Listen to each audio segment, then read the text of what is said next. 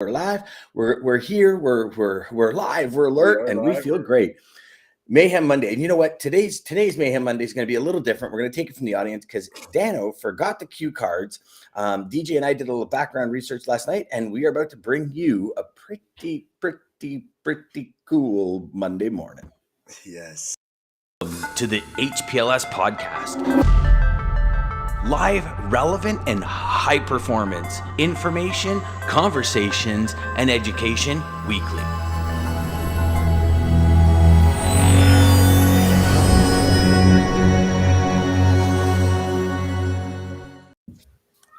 Well, brother, let's hope that wasn't as choppy as it was in my ear live. So as you can see, we are. I'm a little remote this week.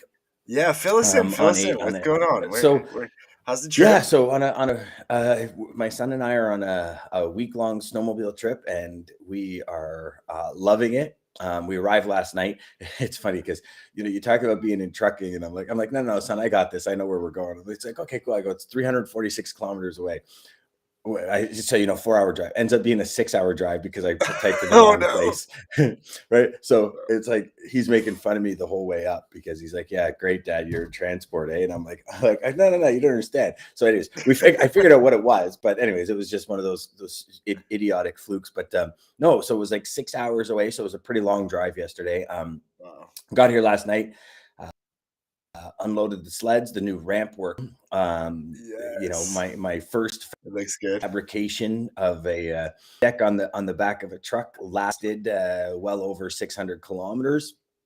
Hey. And nothing broke, nothing fell off, nothing. There was no major accidents on the highway behind us because they had a 700-pound sled flying at them. We're good. We're golden. So it all worked pretty good. And then it was, and then we just went for a little rip last night. So after the show today, we are gone. We're going to do a good 400-something kilometer trip today. So for anyone that's ever rode, that's, a good 9 or 10 hours on the sled. Everything's good, brother. Everything's good. But, it's, one thing that, and I'm going to share throughout the week, I'm going to be creating videos with my GoPro. And I want to share with everybody kind of the experiences we're having. And, it's funny because today we're going to talk about, quoting and getting quotes and building relationships. Because I forgot the cue cards. So our main man, John Wilson, last night told us shout out to John. Thanks for the topic. We were in our inner circle chats on Slack, and it was like, guys, what's a good topic? So we're going to get into that. But, one thing I'd like to preface that with is, none of this happens without prospecting. Like, really, I mean, I'm blessed to be able to be out here with my son. I wish I could be out here with my whole family. Next year, I think that's going to happen. And do what we're doing. We're going snowmobiling for a week straight, and all of it is because of prospecting. All of it is because of believing in your career and loving what you do and just trying to be the best you can possibly be at it. It gives us these opportunities to do this kind of stuff. And, I don't think a lot of people think of that when they go on vacation. It's like, I need a vacation. I've been working my ass off for a year. It's like, I don't want to think about it for one moment. Well, yeah. And it's funny because, I'm sure you've often heard the saying, people spend more time planning their vacation than they do their life.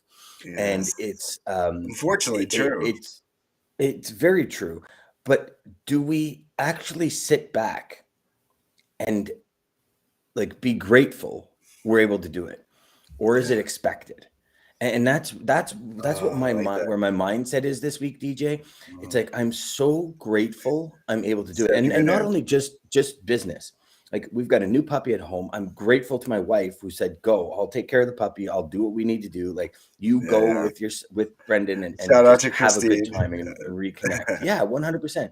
She's my soulmate. She's the love of my life. And, it's not easy. And other people sacrifice or invest in our connections. Do you know what I mean? Like my son and I are connecting this week, and other people are making an investment on other sides of the equation for us to connect this week. And so it's big. I mean, his girlfriend as well can't see him. He's taken time off the fire hall. He's taken time off work. Like, there's a lot of things that go into being able to be away and do cool things like this. And I think when when you guys see some of the videos I'm putting together, I can't wait. I mean, I won't, consume the show with it. It'll be like a minute video and stuff. Oh, come on, you gotta share. Really, It'll be fun. I mean, I'll share more in our Slack group, but so let's get to it, right? Because y'all ain't here to hear me mumble about being up in snowmobile country. So quoting and getting. I hear a whole bunch of vibrating. I don't know if that's just outside or the motel room. Amazing when you're not in your environment, how attuned you are to everything else going on around you. But that's a pretty good segue into what we were talking about, because today we're going to talk about, what are some strategies for getting quotes and quoting customers so you don't kind of put your foot in your mouth. And, it's funny because when you're not in tune with a strategy that works, you're hearing all sorts of different things. And before we started, DJ and I were talking about, kind of some of the ghost posting, some of the things we used to do. And I can tell you, back when I first started, I can't tell you how many times over the intercom, somebody would come on and say, update the link, and Load Link, or, now that Load Link, same company, but it was like, update the link. And I remember the IT guy looking at it, he goes, they don't realize it updates every minute and a half, but like the link was the place to, like, if it wasn't on the link, the trucks didn't exist. And I can remember, DJ, the first time I said there's got to be a better way was when the power went out and like link was down. And then I think, wasn't it there? Was it 2 months ago or 3 months ago that went down for a day or something, or half a day? I think there was a big thing that happened. Yeah. And it's like, it's you don't realize how much of a necessity these things are until they go down, right? Yes. And I just, that day I said, you know what, there's got to be a better way to do this. Like, we got to be able to do this in a manner which allows us to work. And I actually, at that point in my career, had the mentality of working mobile. Like, how can I figure this out while I'm mobile? Like when I'm not around. You're on the road, yeah. Well, yeah. I mean, because we were, and then, Blackberries were just coming out and they were like ginormous, and you almost had like a full-size laptop keyboard on your phone on your hip, and then the car, do you remember the first car cell phones that came out? Oh, it was a briefcase with a big bag. It was a big, huge bag. Jeff's on this morning. Jeff will remember that first car phone for sure. No, there we go. Good Jeff, good morning. Good morning, Gary. Gary might remember that first car phone as well, where it was like you almost, mine had a strap. Like it was literally not an accessory. Thing. It was like luggage.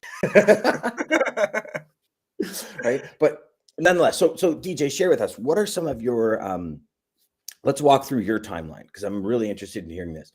What are some of your primary strategies for getting quotes and solidifying that side of the business? And how did that evolve into what you do today?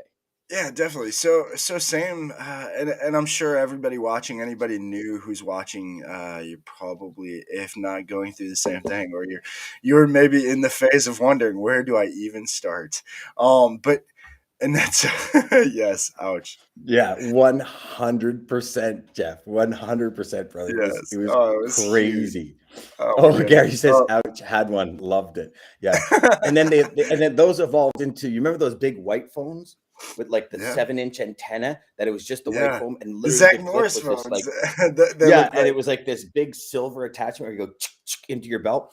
Those things were badass. I'm sorry to interrupt you, but those things were badass because you could drop those down 10 flights of stairs. They would never break, and they worked like 10 levels below in garages.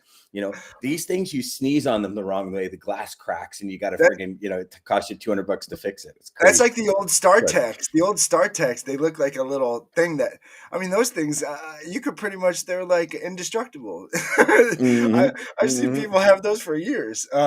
Totally off subject, but so getting back to it. So really started with what you kind of mentioned. So ghost posting, that was kind of the way that they taught, was a lot of ghost posting to have truckers call in and try to figure out what the rates are at, using so internal. I started at a big brokerage house, so they had their own custom internal system. So I actually, not until leaving them, found out what DAT even was. I had no clue how the actual DAT system worked, because it was all an internal system. And so you're posting internal, but oh my goodness, was it a pain in the butt.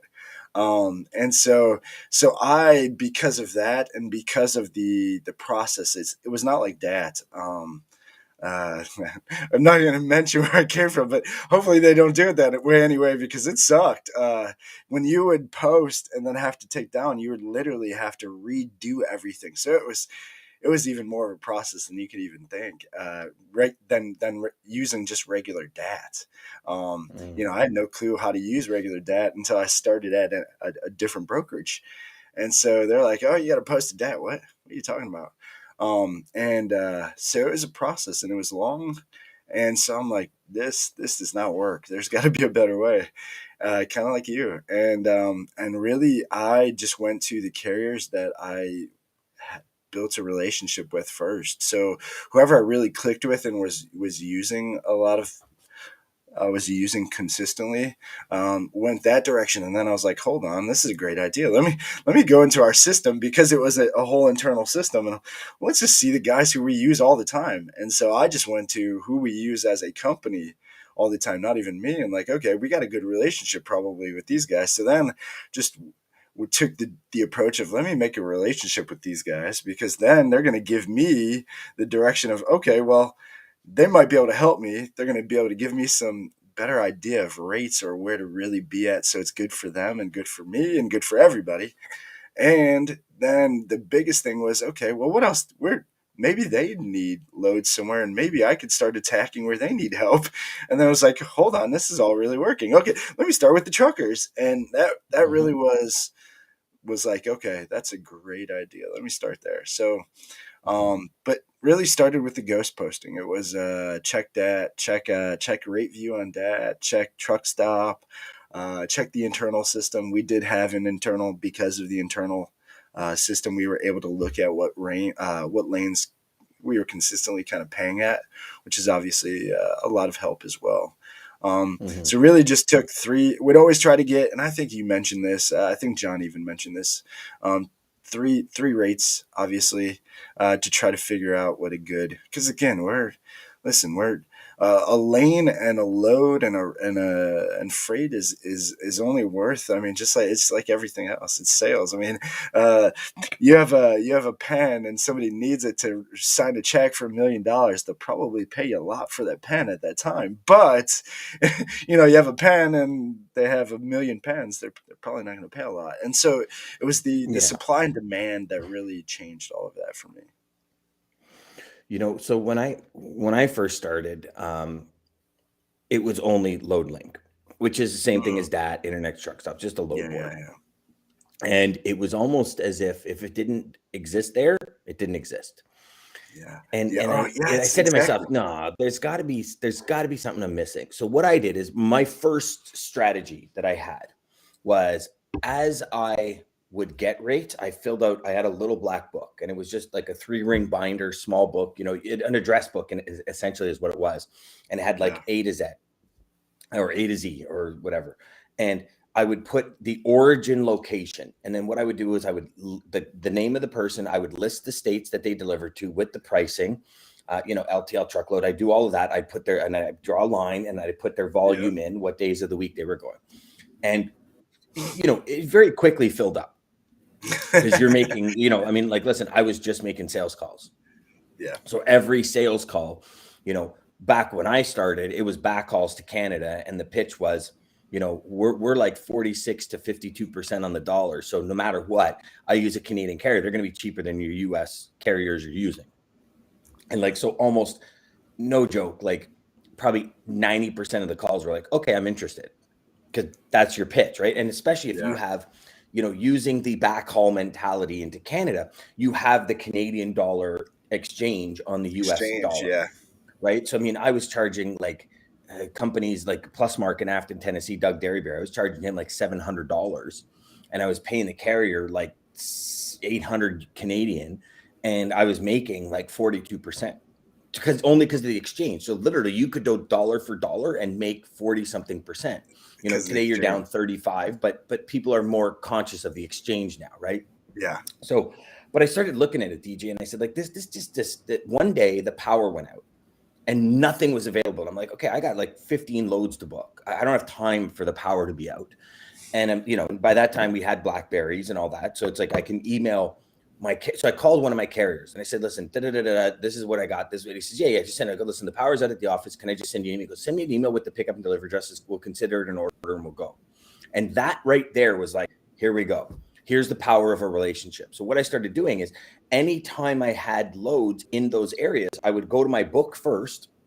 I'd find the carrier and say, hey, listen, you know, you quoted me on this a while ago. It didn't pan out, but I've got this. Is this still the rate? It was like, yeah, okay, what's changed in the area? Yeah. And eventually that created the relationship. You know, I think a lot of salespeople these days have not created relationships, and now they're just trying to jump into relationships, and it kind of feels fake on the carrier end, right? Like if you're a carrier and you know, now it's like it's a carrier's market and capacity and all these things, and you're trying to jump into these relationships, you're going to have bigger walls to break down. And then my second strategy was any new lane, my ops team would take this book, they'd make the calls, and I'd want 3 rates at a minimum per lane. And but here was the difference: is it wasn't like one astronomically high, one astronomically low, and one in the middle. If that's what I got, I'd say no, I'd get me 3 more. Yeah. And I want to see the pattern. Like, is this the real rate, astronomically high? Yeah. Because here's the thing: how many times, and all you sales reps out there, how many times have you called and they said, yeah, I could do it for $1,200. I'm there like every day. And then you call them and they never have availability. Yes. So you go into your customer, you say $1,200, and your customer, you know, and your customer, for example, is, your next rate is say $1,500, and you go and quote the $1,200, and so you know, call it, for argument's sake, $1,400 to the customer. Because like, well, I'll make $200 because you have to stay competitive. So you can't be at $1,900 thinking you're going to make 3 or 4 or 500 off the 15 or 200 off 17. Yep. It's like, you got to be competitive. So, and then all of a sudden that $1,200 guy is never available and you have to use a $1,500 guy. And then within a week, you're going back to your customer going, I need more money. Like, so I started doing that. And that was the philosophy. And that was like, okay, that worked. And it worked for a long time. And then I started seeing those inconsistencies like we just talked about, where it was like, you tell me you're there and you're not there. And then it's like, okay, I can't rely on this anymore. And that's when I started to hone in on my reverse engineered philosophy, which is what you just talked about in essence, where it's like, hey, where do you need freight? Yeah. And what I would do is I would go to those places. And originally it wasn't, you know, now when I teach, you know, for those of you that are new, if you want to grow your business and if you want to be that one that has a book of business that is the foundation of your career. Like, I'm not talking buy a Ferrari next year. I'm talking the foundation of your career. Then you start with your top 5 to 10 suppliers for your company that your company uses. I went and took the top 5 people that I used. And that's how that strategy originally started. And I said, listen, like, I use you 5 times a week. I love you guys. Where are you looking for more business? Because I would love to help you grow. Now, and I also think, DJ, when you look at that conversation, I think it was easier when you and I were doing it than it is today, unless you already have the relationship. But I think it's the most viable option for long-term sustained high performance. I really like my mentor taught me high performance is just getting better every day, like consistent. Well, and by doing that, the relationship saves you. I mean, I'm sure you know, when you're in a pinch, then they'll work with you if you have that relationship versus just, you know, throwing it up on the load board or something like that. Yeah. Well, I mean, but load boards also, right? You're dealing with, like, okay, so load boards, okay, full transparency, DJ. How many times have you offered to buy a truck off somebody else? Like all the time. Seen it somewhere else. So I would call. Posted? I'd see a truck on a truck posting. Yeah. I would call and they'd say, "Oh, we just booked it. How much you book it for? $1,500. I'll give you 17." And they're like, "Yeah, okay. I mean, listen, it happens." And they do say yes, and we do try. And then sometimes they say, "Listen, no, I booked it for 15. That's it. Sorry, can't help you." But I do say yes. And it's funny because if it's reversed and I'm the one that booked it for 50 and they call me back, I'm friggin' pissed. But when I'm looking for a truck, I don't care if you're pissed, DJ. I'm looking for a truck. I got my truck covered. I paid I took just because you couldn't afford it is your bad. But see, there's always that flip, right? There's always that flip side. And Always. in today's market, Oh, today. holy crap. It's You like better I had have a customer call relationships. me. Oh, I had a customer send me an email yesterday saying, okay, on February 21st, and I replied back, I go, okay, whoa, I'll give you a number. You cannot, like, I'm talking, you can't hold me within a 30% range on that number. Like if you guys listened to Dean last week, where in the last Yeah. 30 days, some lanes have gone up 85 to 80s, 90 almost a cents a dollar. mile. Yeah. But think about it. If it's 3,200 miles, you just went up $2,700. Like, Yeah. don't hold me to anything if you're quoting. And I said to her, I said, like, just so you know. And she goes, no, I know it's bad out there. I go, no. I don't. I know you've heard it's bad. And I explained to her what Dean told us. And she's like, Yeah. are you serious? I said, yeah. I said, and that's what we're dealing with on a global scale. I said, so I'll give you a number, but like if they're trying to budget for the 21st of February, at that point, what were we? I think it was the 6th. So we were like 25 or 15 days away. I'm like, and I go, it might not, like it literally, it might not. It's very true because it's geographical, right? It's certain areas that are rising. This is an outbound Ontario. But I said, if the freight dries up in that area and they have to go somewhere else, and like rates are going to change. Yeah.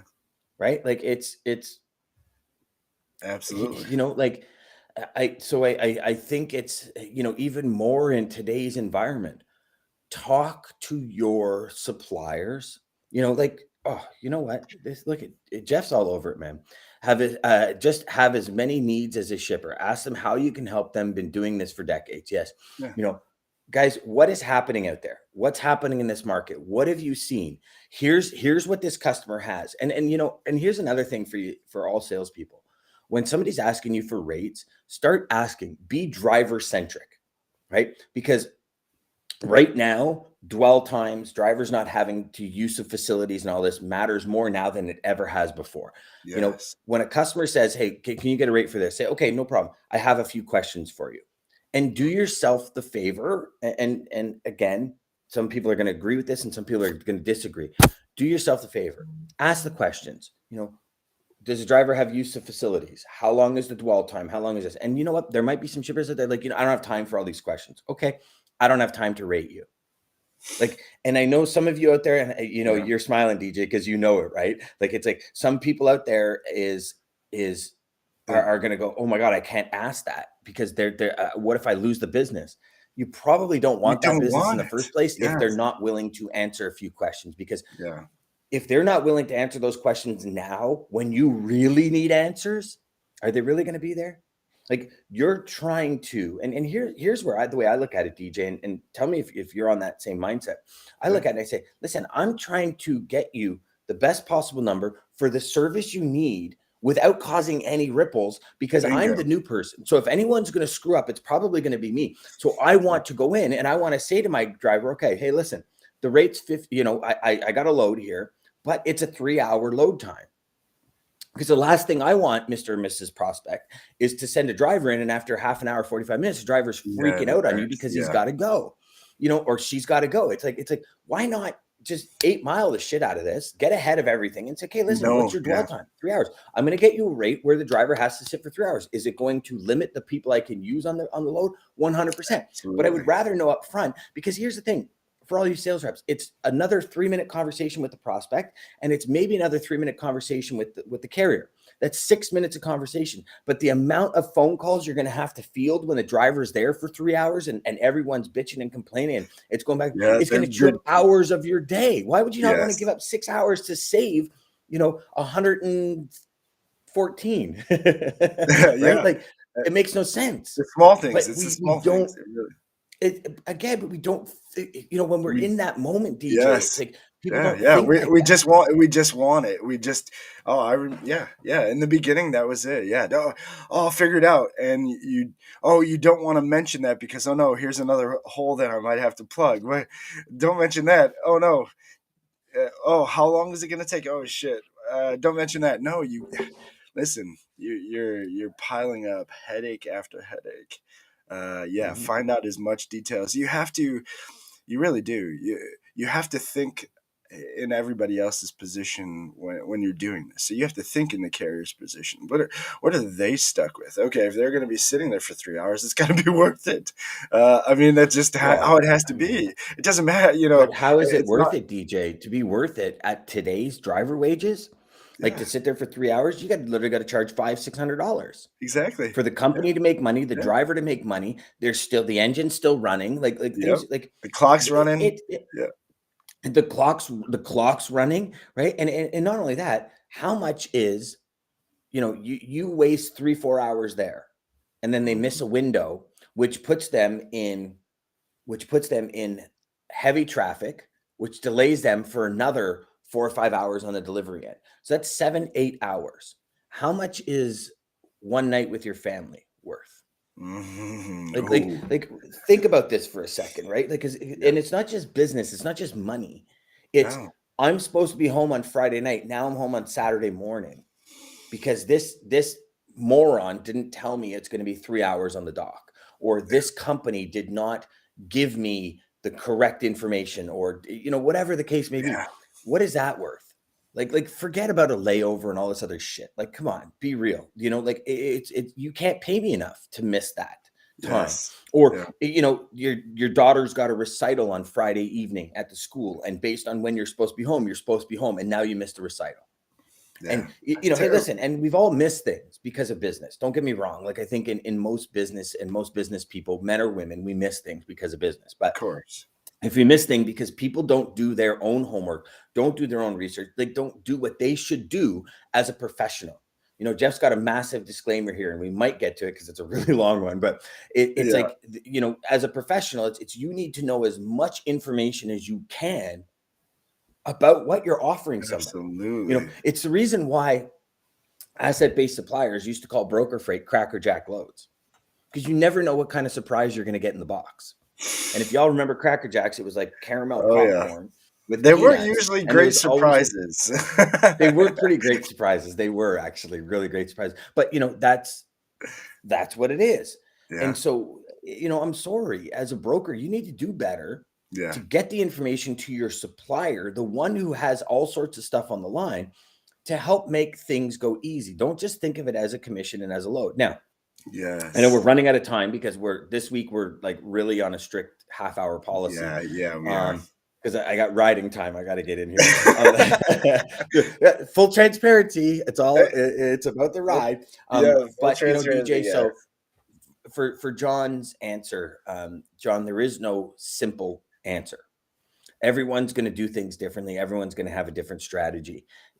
My suggestion to you is continue with the 3 to 5 rates per lane. Have the conversations, or have your ops team have the conversations with every single supplier and say, hey, listen, like, how often are you there? What's going on? What are some of the challenges you have in that area? What are some of the needs of the drivers? And take those needs to your prospects when you quote them. And even, John, so far as to even say, hey, listen, if I'm 3 hours dwell time, 3 hours on the loading dock, it's this rate. If you can get me out in 45 minutes, it's this rate. And be upfront. Yeah, absolutely. And Jeff does have a facility profile. It's great. I mean, it is great that's something everybody should be implementing. John, I would definitely do it. Ask the questions. You got to think of, Dan's approach is the best way. Think of you working for that trucking company, and you're trying to build their business. Think of all the questions you would want to ask if you were working for that company, not as a broker working for your own company. Think of, okay, what is this going to tie up my driver? How long is this tying up my truck? How long is this tying? What is my driver going to have to deal with here? Is it worth it? All of these things. Ask those questions to yourself. Even ask the carrier when you're calling them. What questions do you need answered? Yes, If you were to feel 100% confident in this order or in this lane, what questions would you want answered? Yeah. And take it from there. Jeff's built his client profile or facility profile for him over years of experience. Some of those questions might be some of those questions might be fully relevant. Some might not. But to each carrier, it's going to be different. So Jeff creates that form and fills it out and says, okay, what do you need? What pieces of the information do you need? If you're going with carrier specific, figure out what they need. Because again, it's, anyways, my suggestion is, again, you don't need to ask 50 questions if your carrier needs 10 answered, because you have 40 questions that are really irrelevant to Find out this what's important. specific lane. Yep. If you go carrier centric, meaning if you go carrier route, if you are a broker and you're just going to say, I'm going to give my carrier as much information as possible, then ask the 50 questions, because you don't know which one that carrier wants. Yeah. Right. Good point. Good point. Yeah. DJ, what do we got to take us out of here, brother? All right. Yeah. Hey, guys. So Dan will be remote. We are on the strict 30 minutes. So, again, like and share below. You can follow us on our YouTube channel. It's Sales Chatter Live. You can also see our LinkedIn bios and find Dan and myself on that channel, as well as follow us on LinkedIn to see us live there. Monday through Friday, 9 a.m. till 9:30. We got a great week this week. Really fun shows. We got a great week. So hope you all are ready. And so this one, there's S.J. Scott is who it's from. I really just loved it, honestly. You'll find that implementing small changes can have a significant impact on your life. Remember, little hinges swing on big doors. That's Keep a opening those doors. good one, DJ. Yeah. To the HPLS podcast. Live, relevant, and high performance information, conversations, and education weekly.